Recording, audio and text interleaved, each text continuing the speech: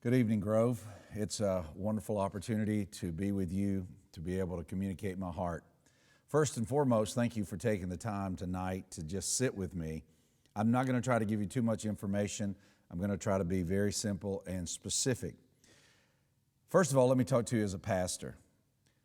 Just a few moments ago, as I left my desk and was coming in to give this communication, I heard from one of our young ladies, and she had just been released from the hospital. And actually, her mother sent me a picture, and I saw her face, I saw her expression.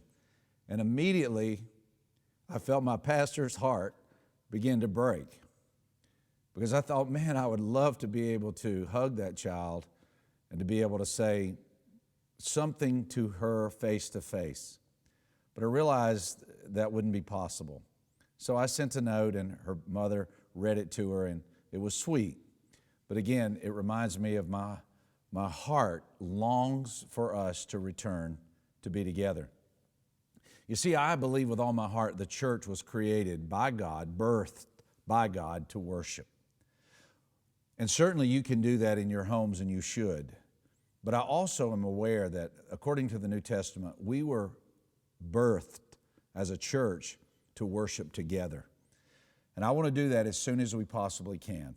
I sat with my staff yesterday for probably 3.5 hours, and we talked about everything. And we have some difficulties getting certain things to prepare us for the return because they're not in stock. We can't find some things, but we're looking for them. Why? Because we want to return, and we want to return as safely as possible.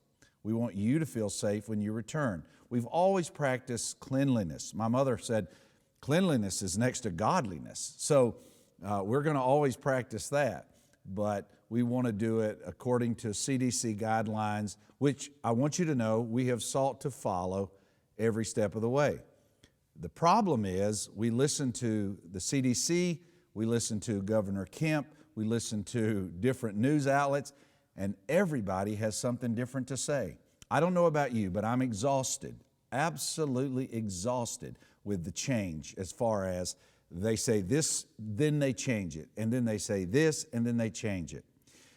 We've done our best as a church to cooperate and to work with the authorities to be able to protect you, our church, as well as one another in our community. But at some point, as a church, we're going to have to make a decision. You know, we sing, and we have sung many, many Sundays, He's a waymaker. He's a healer. He's a deliverer. He is our mighty God, our fortress, our refuge. And at some point, we're going to have to practice that. We're going to have to just believe that God is able to let us return, and we're going to go for it. Now, one of the things that was discussed yesterday that is most important, so lean in now and listen close. We wanted to return on May the 31st. That was my heart, still is in my mind, but we're not going to be able to. We have certain things that we need to get in place that we cannot get in place until June the 14th. Now, the reason June the 14th won among all of our staff yesterday was because, number one, our senior adults have a responsibility to stay sheltered in place until June the 12th in the state of Georgia, according to our governor, Brian Kemp. And we understand everyone wants to be precautionary and we want to be responsible.